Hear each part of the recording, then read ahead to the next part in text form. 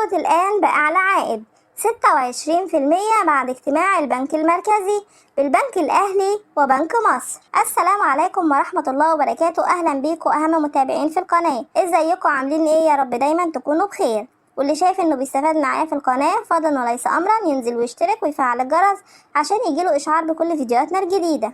ويلا بينا نشوف الاخبار اللي معانا النهارده. طبعا كلنا شفنا في اجتماع البنك المركزي اللي فات واللي اقر فيه تثبيت اسعار الفايدة على سعري عائد الايداع والاقراض الواحدة وسعر العملية الرئيسية للبنك المركزي عند مستوى 19.4% و20.4% و19.75% على الترتيب.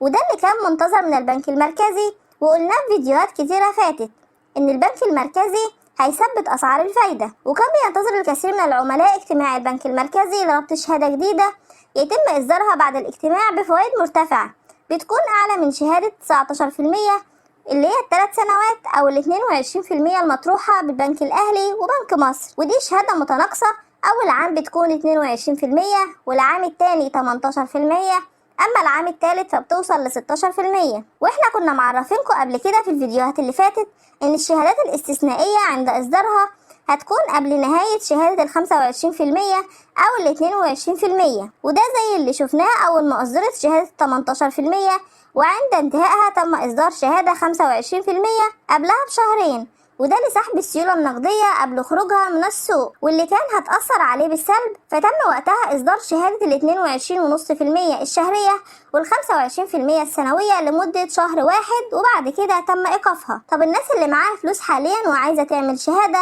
أو تستثمرها حاليا، قدامك فرصة. البنك الأهلي وبنك مصر بيتصدروا أذون الخزانة لمدة 3 شهور أو 6 شهور أو 9 شهور أو عام بعائد بيوصل ل 26%، وده بيكون قبل خصم الضريبة ل20%.